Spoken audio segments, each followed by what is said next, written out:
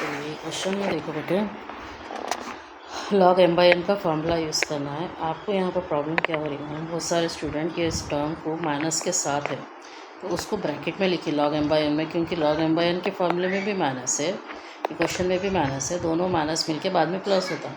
वो ब्रैकेट नहीं लिखने से क्या हो जा रहा है, आपको जो आंसर है में डिफरेंस आ जा रहा है, क्योंकि वो माइनस इंटू माइनस प्लस होता है, वो प्लस नहीं हो रहा आप लोगों के पास। नॉर्मली वैसे ही करना है, लॉग एम बाई एन को log M minus log N, फिर हर टर्म का आपको प्राइम फैक्टर्स बनाना है, फिर log M plus log M into N का फॉर्मूला क्या होगा, log M plus log M.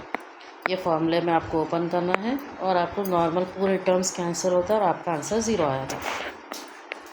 X power log Y is equal to log X में आपको लॉग ऑन बोथ साइड लेना है। लॉग ऑन बोथ साइड क्यों लेना है, देखिए पावर में लॉग है, लॉग वाई है, तो पावर में वाई है या एक्स है, ऐसे सिचुएशन पे आपको लॉग दोनों तरफ लेना है। ऐसे क्या हो जाता है, पावर का वैल्यू सामने आ जाता है और पावर में से वैल्यू हट जाता है, जिसमें डिफ्रेंसिएशन करने में आसानी हो जाती है।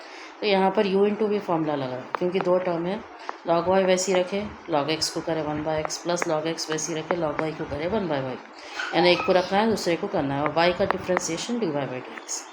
लॉग ऑफ लॉग एक्स मतलब ये लॉग एक्स के फॉर्म में है, ये पूरे को x कंसिडर करना, लॉग एक्स 1/x फिर लॉग एक्स का 1/x।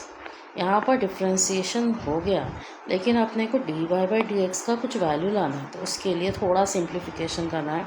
मतलब dy/dx का टर्म इधर लिख के बगैर dy/dx के टर्म को सीधे हाथ पे लिख जाना है, एलसीएम लेना है और dy/dx के साथ वाला टर्म को उधर भेजना है, तो वो तरफ भेजने पर वो वैल्यू रिवर्स हो जाती है। ये लॉग एक्स को मल्टीप्लाई करें, लॉग स्क्वायर एक्स होगा और एक्स बाहर निकल गया।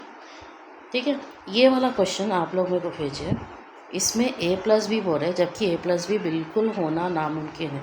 कभी भी अपन वैल्यू को एडिशन या सब्ट्रैक्शन कर रहे हैं तो मैट्रिसेस में रो और कॉलम सेम रहना। तो आपको जो प्रॉब्लम है, या तो आपको ऐसा है a प्लस बी के ऊपर डैश है या फिर a डैश प्लस बी है, यदि a के ऊपर तो भी ट्रांसपोज है, b के ऊपर तो भी ट्रांसपोज है, जो आप लोगों को नहीं दिखा। ठीक है, तो या तो problem a plus B transpose मतलब रो को कॉलम में बदल दे रहे, तो इससे क्या हो जाता है, a और b ट्रांसपोज सेम है तो एडिशन पॉसिबल है। या फिर question a transpose plus b है, जिसमें ये रो को अपन कॉलम में बदल दे रहे, तो आपका a ट्रांसपोज और b सेम हो जाता है, जिसमें एडिशन पॉसिबल हो सकता है। ये दो केसेस में ही आप एडिशन कर सकते हैं, a प्लस बी का एडिशन पॉसिबल नहीं है। अब यहाँ पर ये वाले क्वेश्चन में a दे दिया, आपको दो चीज़ें बतानी है, adjoint of A 3a transpose और a इनवर्स। एडजॉइंट कैसे निकालना है ये आप लोगों को मालूम है। एडजॉइंट पहले तो इनवर्स निकालना है, तो डिटर्मिनेंट निकालना है। वो फैक्टर क्या करते हैं अपन, प्लस माइनस प्लस। तो यहाँ पर उतनी मेहनत नहीं करी, देखो मेरे को बताना है कि एडजॉइंट ऑफ ए और 3a ट्रांसपोज सेम है, तो मैं क्या करूँ, पहले 3a ट्रांसपोज बनाऊँगी, a ट्रांसपोज निकाल ली, रो को कॉलम में बदल के उसको मल्टीप्लाई बाई 3 कर ली। ये 3a ट्रांसपोज का आंसर और एडजॉइंट ऑफ ए का आंसर सेम है, क्वेश्चन में बोल रहा। चलिए बताना है मेरे को, तो ये बताने से अच्छा है तो बताना तो पॉसिबल नहीं है, क्योंकि बहुत बड़ा लंबा प्रॉब्लम चल जाता। 3a ट्रांसपोज का आंसर को उठा के मैं एडजॉइंट ऑफ ए के पास डाल दूँ, और एडजॉइंट ऑफ ए में रो को कॉलम बदल दे के उसको कोफैक्टर बना दूँ। इस तरीके से आसानी से मेरा कोफैक्टर बन गया, कोफैक्टर मिल गया, एडजॉइंट मिल गया, a ट्रांसपोज 3a ट्रांसपोज हो गया। a इनवर्स का फॉर्मूला है 1 by determinant into adjoint, determinant और एडजॉइंट का वैल्यू डाल दिया, पर डिटर्मिनेंट आपका है 27 और एडजॉइंट आपका जो है ये है, लिए डाल दिए, हो गया आंसर, सिंपल में हो जाता। ये वाला क्वेश्चन मैट्रिसेस का ही है बेटे, आपको a दे दिया, a square minus 4a plus 7i कितना होता है कुछ है, तो a स्क्वायर का लेना है अपने को, पहले मल्टीप्लाई करना है, रो इंटू कॉलम कर सकते हैं या फिर आप कैलकुलेटर से भी मल्टीप्लाई कर सकते हैं। तो a square minus 4a plus 7i है, यहाँ पर 71 दिया क्वेश्चन में, वो 1 नहीं है i है।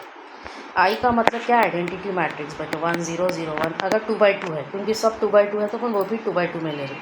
3/3 रहा तो 1 0 0 0 1 0 0 0 1 होता है।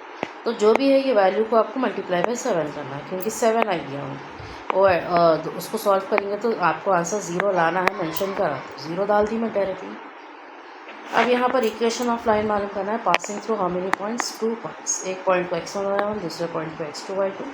इक्वेशन ऑफ लाइन का फॉर्मूला लिया अपन 2 पॉइंट का, उसमें पॉइंट्स डालें, सॉल्व कर ली। यहाँ पर ये क्वेश्चन में आपको इंटरसेप्ट जो है 3:2 रेशियो में दिया, तो इंटरसेप्ट फॉर्म का फॉर्मूला लिए X by A plus Y by B equals to 1। ये इंटरसेप्ट फॉर्म वाली इक्वेशन है जिसमें ए और बी को इंटरसेप्ट बोलते हैं। ए और बी का रेशियो 3:2 दिया, तो ए बाई बी 3/2 होगा, जहाँ से ए हो गया 3b/2, तो ए की जगह पे मैं डाल दी 3b/2। फिर एक्स और वाई का वैल्यू भी दिया था क्वेश्चन में 2 और -3, तो 2 ऊपर लेके गए अपन, 4 हुआ। तो दोनों कान से b हटा के सीधे हाथ पे भेज दिए, एलसीएम में लिए तो b मिला, ये b डाले अपन a में, यहाँ से मेरे को a मिल गया। फिर इक्वेशन लिए a और b का वैल्यू डाले, यहाँ से 2 ऊपर लेके गए, यहाँ से 3 ऊपर लेके गए, 2x/-5 और -5 क्योंकि दोनों में है तो एलसीएम लेके सीधे हाथ पे भेज दिए। ठीक है।